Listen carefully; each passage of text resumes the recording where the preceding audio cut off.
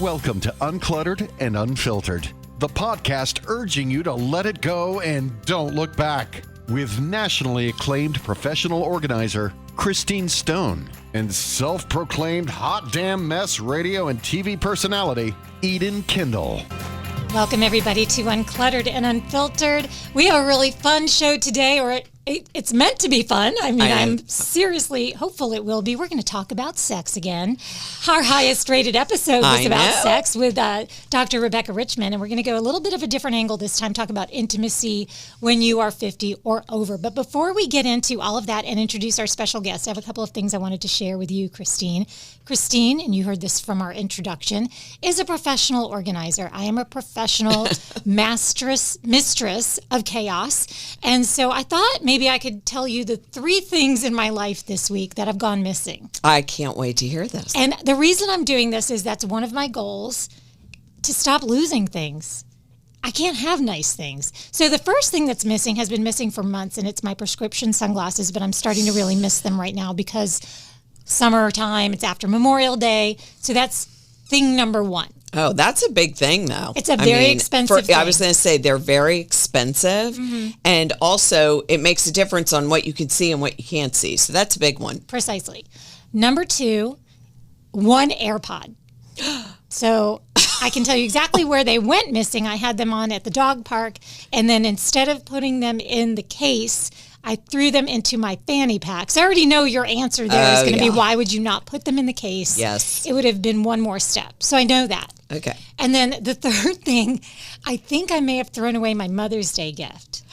I think because it was a wine stopper. Yeah. I think maybe the bottle was empty, but I restopped it back up, and it might have been thrown away. Like, I think my husband might have even picked it up, shook the bottle, and said, empty. And it's gone. So this really nice... Well, that's a different situation, though. That's like almost an accident. And yeah, we'll blame that one on him. We're going to blame it on him, even though he says, I never throw away your wine bottles. I never know what you're up to with Or those my things. husband always say, I don't know what you're talking about. I never saw that. Exactly. It's so denial. I actually replaced that. Okay. I went out. I told her, I confessed to my daughter and replaced it. It was really nice. Okay. The glasses.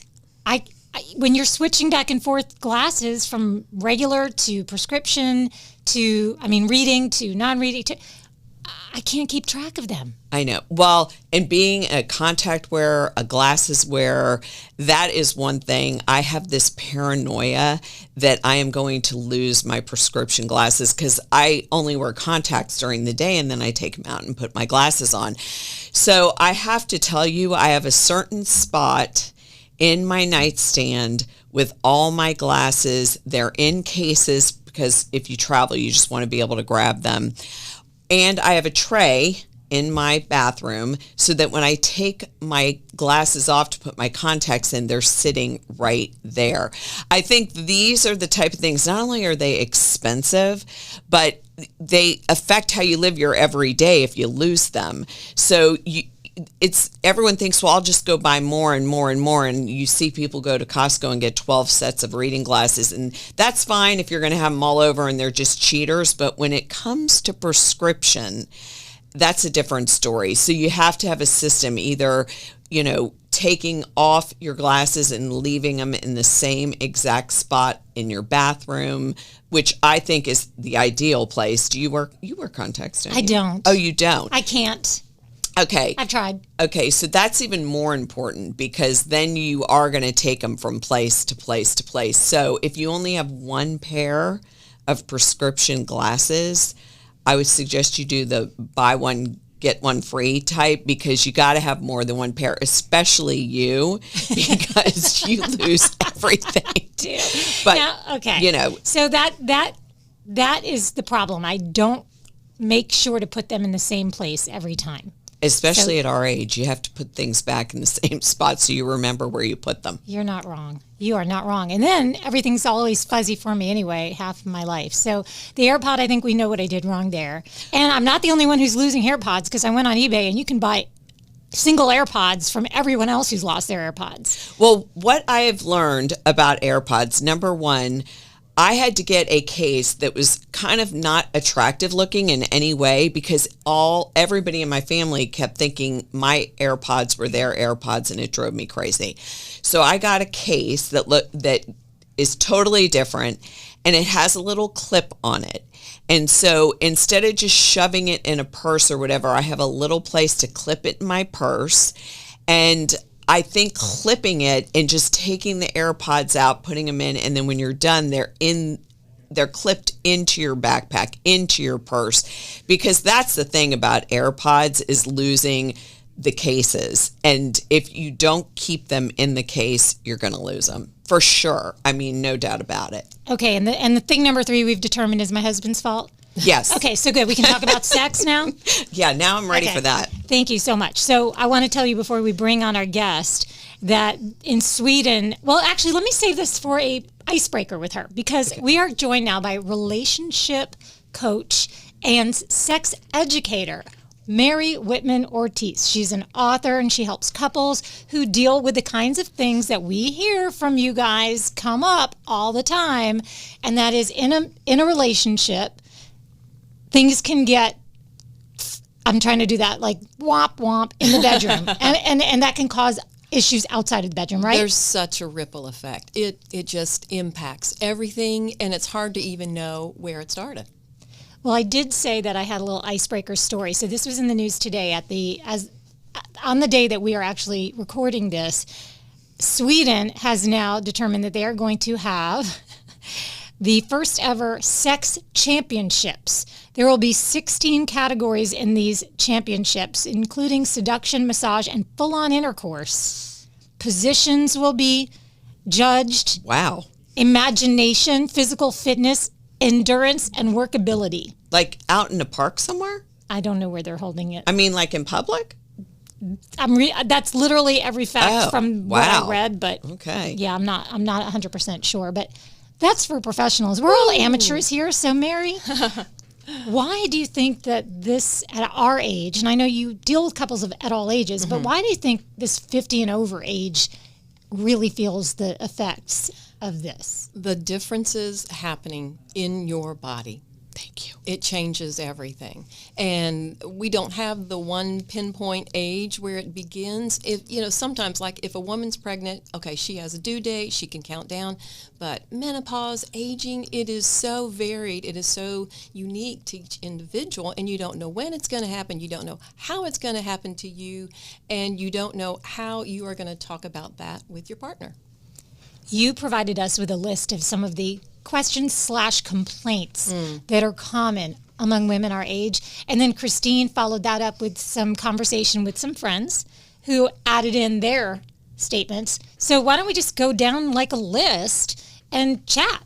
Well, the first thing I wanted to ask is, what is the difference between like a marital therapist and a sex therapist? Well, technically, state by state, there is licensing, there are specific requirements. And Florida is one of that states where you have to have a sex therapy degree to be a sex therapist. Okay. And that is not my realm. So I just make that up front. And I have found in so many cases that what goes on in the bedroom started outside of the bedroom. Yes. So the fact that I can cover every area, I feel very confident with.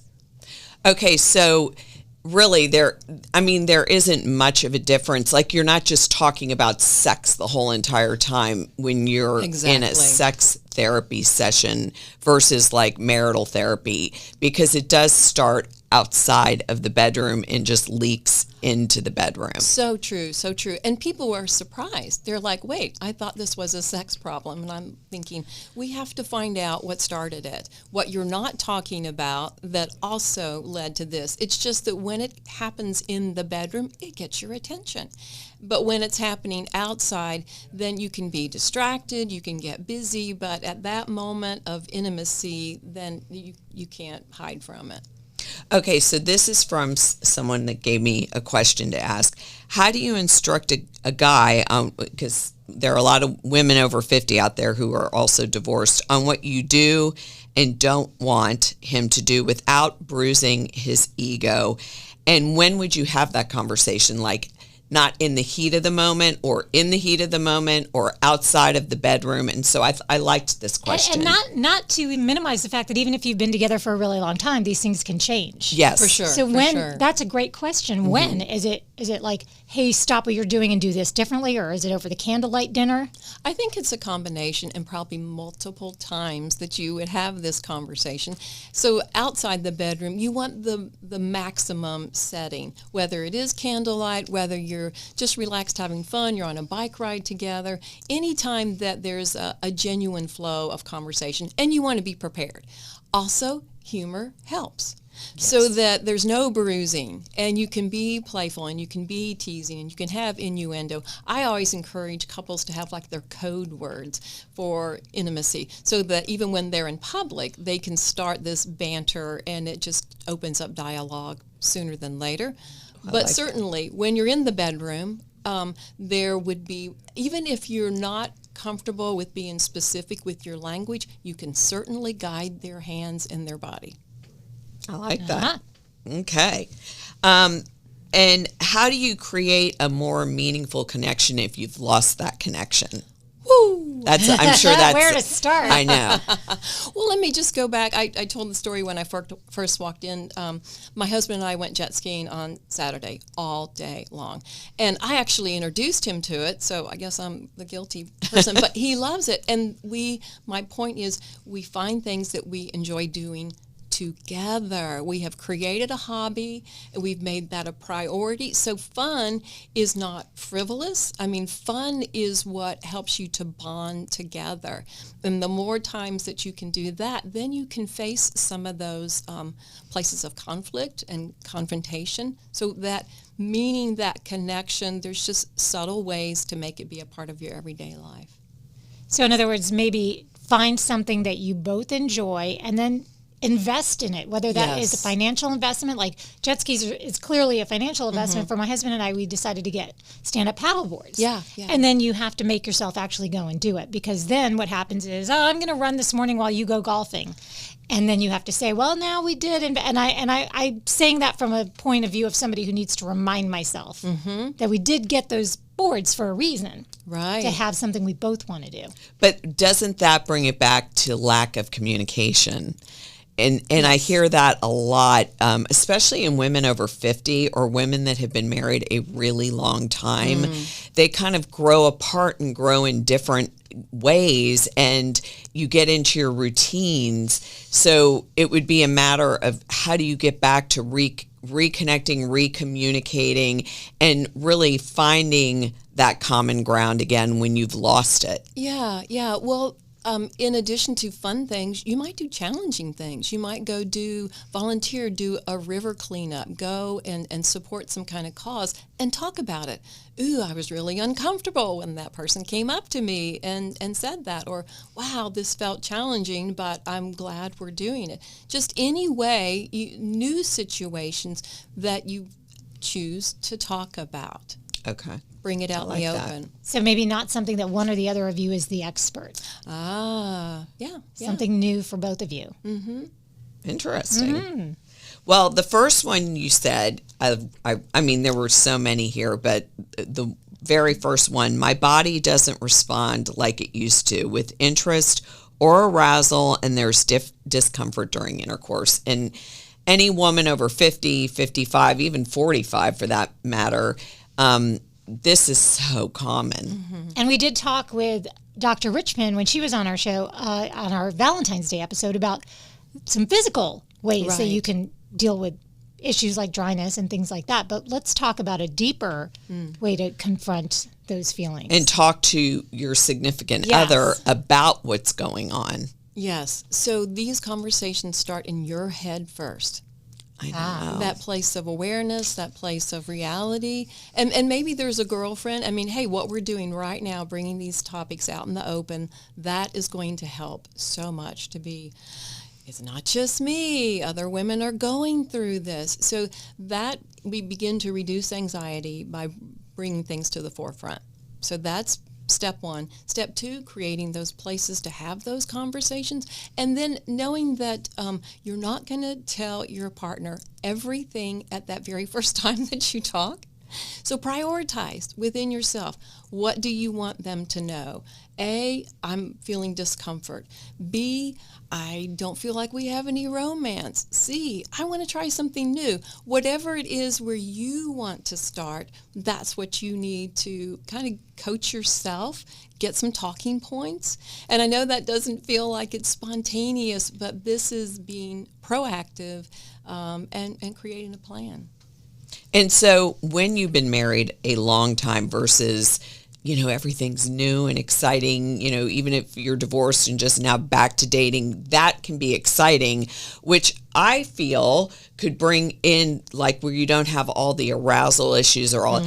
But when most women over 50, they're empty nesters, their kids are up and grown or in college, and you're trying to find your way back to each other. Yeah. And so that's why I think it's even harder because you get in a rut and you get used to just what you're used to. Well, I think about that, especially with Netflix and 10:30 at night, these patterns that we have in our life. And are you planning to, stop what you're doing at a certain time just to say, we got to create space for us. And if you get up early in the morning and go run or do anything that you have created structure for, then this gets added to the list. I mean, I often encourage couples to put intimacy on their calendar. Plan for it. And there's a lot of variety of ways that you can make that plan, but certainly just being intentional is going to help. I told you guys both before we started recording that I had this cartoon in my mind when the kids were little. And it was my version of sex.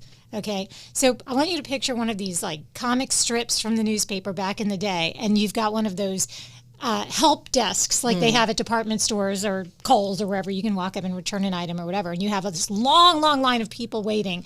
And there are kids in the line and they keep getting out of line and getting back in the line. And you've got their teachers standing in the line holding workbooks and projects. And you've got the PTA leader with a project for you to sign up for. And then you've got a couple people random there with dirty loads of laundry. And then you finally get through the end of this long, long line and there's your husband with his pants down.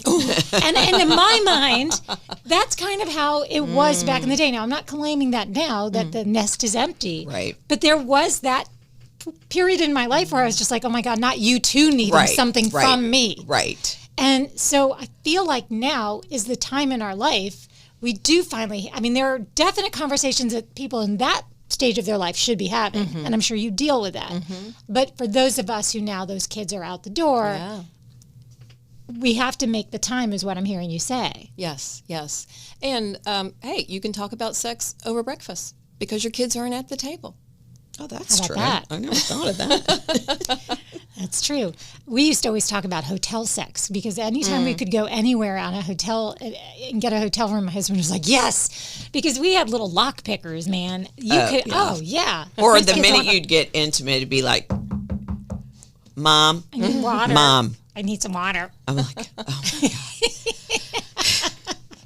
Yeah. See, these are the things we should be celebrating right now, right? Yes. And here's a flip side, because when you're younger and you are dodging your parents, fooling around with your dating person, and then now that you're older and you potentially have older parents, maybe they're visiting, and now you're dodging the parents again because, you don't want to have a situation that's uncomfortable for everyone. So you have to find the humor in whatever stage of life that you're in, whether you're creating that guilty pleasure as you're young or as you're aging.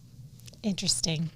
Well, this one I really had a big reaction from women.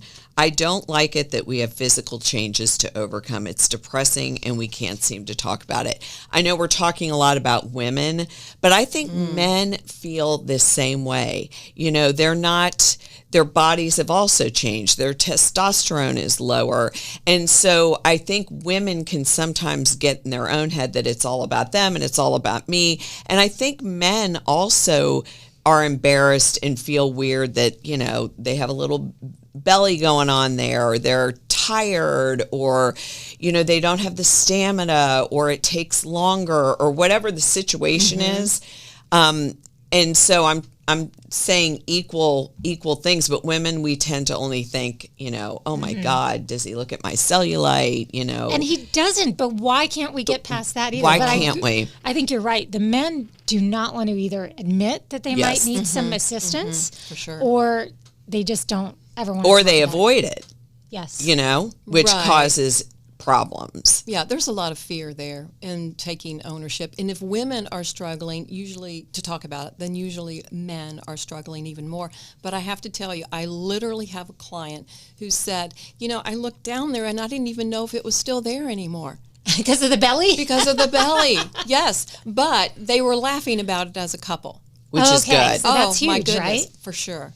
Yeah. I have found that laughing with my husband is the best. When we get to that point where we're just in this goofy, punchy mood and we're just laughing, whether it's we're out in somewhere just doing shopping or whatever, or we're home in an intimate situation, there's just nothing that laughter and tears are the two things that really bring you together. If you can do laughter through tears, boy, you must be really committed. Well, the other one that I hear from a lot of people, as well as myself, I'm just too tired.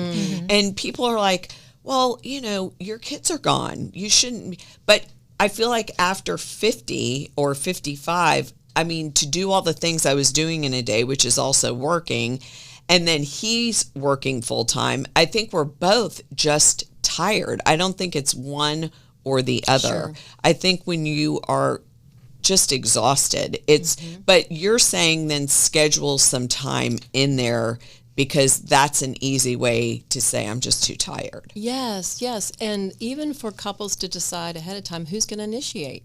Are we going to pick odd, even days, Mondays and Wednesday, and then or Tuesday, Thursday, and then the weekend's open and anybody can initiate? There's just a lot of creative ways to take charge, and then you have something to look forward to. And realizing that, sure, you might plan something that's romantic and takes a little bit of time, maybe some money, but knowing that any time that you can be spontaneous, go for it. Because you don't know when that's going to present itself physically as well as just within the space of your day. Mary, is there an answer that you could give to somebody who said, all right, how often? I've been married X amount of years, I'm this old. How often? How much is normal? Well, there are statistics, but my encouragement is always what is mutually satisfying and respectful. So you two talk about it and find out, hey, maybe we used to be at this pace of frequency and now we're at that tired place, but we still want to prioritize us, because I absolutely believe that intimacy bonds you, makes you stronger, and then can get you through some of those tough times in life. And I also had someone ask this question: is it okay if you're not having intercourse, but you're constantly hugging and kissing and cuddling, and, for some reason or other, they might have something going on health-wise, or your husband has something going on health-wise. It doesn't have to be the actual act, does it? No, I'm so glad that you said that, because any type of closeness that you're both enjoying, it's achieving a lot of the same things. Okay. And then one other thing here, sex isn't important to me anymore. I could easily live without it. What do you think that means when a woman or a man feels that way in their life? Well, I always ask, have you gone to your doctor? Have you checked out your hormone situation? There's so many medications that can affect your arousal. Certainly just levels of stress can impact it. Sometimes it could be as easy as taking a pill. Really? I know. It's wow. Not as often, and I do have women that come into my office and they're like, Mary, where's the switch? Can we just flip it on? Right. I want to turn it on. I know it's there someplace. And the pill situation, it still has to be, checked out according to your body and what you need. Hormone replacement therapy, there are just so many options for you or for your partner. But the fatigue thing, I could just do without it. Finding out why also some deeper questions of why am I not willing to, put some more effort into this? My issue is turning my brain off. Yeah. Turning my brain off, trying not to, the minute it's, we're done saying, okay, so anyway, like I was saying before we started, what do you think about our next vacation being blah, blah, blah? And he's like, you and that brain, at the start of our show, we were talking about how I lose things, and this is the way my brain is. It's just going all the time. Everybody is different, but it's very hard to get in the moment, to be present in the moment. And I'm sure that is something you have experienced too with some of your clients. Absolutely. The mental yes before anything else happens is what a woman needs to take place. It's a battle. It's work. It is totally effort to go, okay, I can designate this time for intimacy. And truly, if there's nothing, if something you can't suspend for 30 minutes, 5 minutes, whatever it takes, then if you can't suspend that, go do it. If there's this need that is so pressing that you can't leave it in your thoughts, then just go do it. But usually, these are things that can wait. So just tell yourself, it's okay. House isn't on fire. Whatever you need to run through. Laundry doesn't matter. It could sit in the washer 30 more minutes until I switch it over to the dryer. Then you can give yourself to it. So it is a mental yes before it is a physical yes. I've had conversations which on the surface might even sound like I'm bargaining, like trying to, offer sex to get chores done. But in reality, the way I see it is more like, listen, this is heavy on my mind. If you could take a few things off my plate, I feel like I can really get present and in the moment. So if you can, leading up to or afterwards, help me with some things, maybe it's even just around the house. Now, on the surface of that, what it sounds like is, listen, if you can promise me you're going to get 4 loads of laundry done and get my car to the car wash today, we're going to go crazy this morning.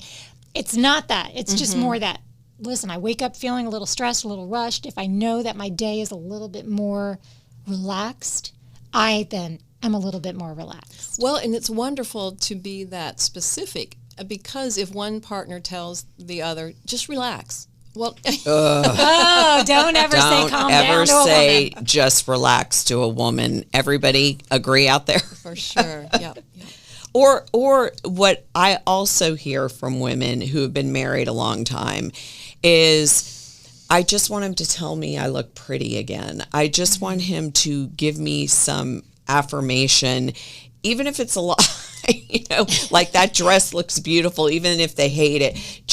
I think women in general have different needs to get in the mood and feel sexy and feel good about themselves than men do.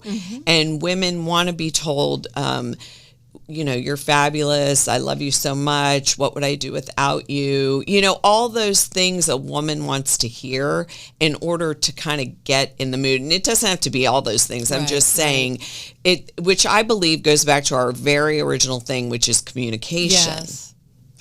And hey, you can coach your partner about what you want. So if you want to hear some of those specific phrases, write them down, text them, make it be a note on your phone, and then you can elbow nudge, hey, give me one of those phrases. Tell me something nice. Give me some sweet words. I mean, women are like butter. They'll melt. I mean, they're like... And usually to the same comment. Yes. It's not overused. Yes, I agree with that. Yeah. I think if you're with somebody long enough, too, they know which things that you really will respond to. Thank you. That maybe I don't need to hear about my clothes or my body because maybe I don't feel today like my body looks the way I like it to look. So go for something I can really buy into. Tell me about my smile. Or, just, did anyone ever when tell you walk in a room, you light up my day. I mean, I know these are corny and cheesy, but women cannot because in their minds, life is like, a novel, a love novel. And I mean, the smallest little thing just turns them on if it's some sort of gratitude or kindness or feelings. And I think when they did that Men Are From Mars, Women Are From Venus, I think they really had it pretty much dead on there because women respond so differently to things than men do. Yes, so I actually have an app I created, and I have 3 categories of conversation for couples to engage with one another. And they have to identify their status level, so to speak. So the first one is affection. Do we need more affection? And so there are conversation prompts there. The second one is flirtation, because is the teasing at a low place, and we need to kind of jumpstart. And then the third level is passion, and that would be hot, heated, remarks to really get your motor running. And it can change. It will change. But it's like a starting place. And just to recognize, what do we need? What does our relationship need? When you can identify today, it's going to be different tomorrow. But today, what do I need to get to a green light for intimacy? And then you can, be more specific with it. Do you use the red light, green light, yellow light philosophy? Because you said that as though that was something you were referring to from your practice. In some ways, green light, I don't think sexual intercourse is the ultimate goal every single time for green light. I think connection is. Yes. And like we talked about earlier, that closeness. But it is a visual. So where are we? Do we live at the yellow? Or is this just a season of a red light because of ABC going on in my life, health issues, stress, what have you? Or are we aiming for a few more greens than we usually have? If you can identify it without any type of shaming or judgment, then you're more likely to take those steps.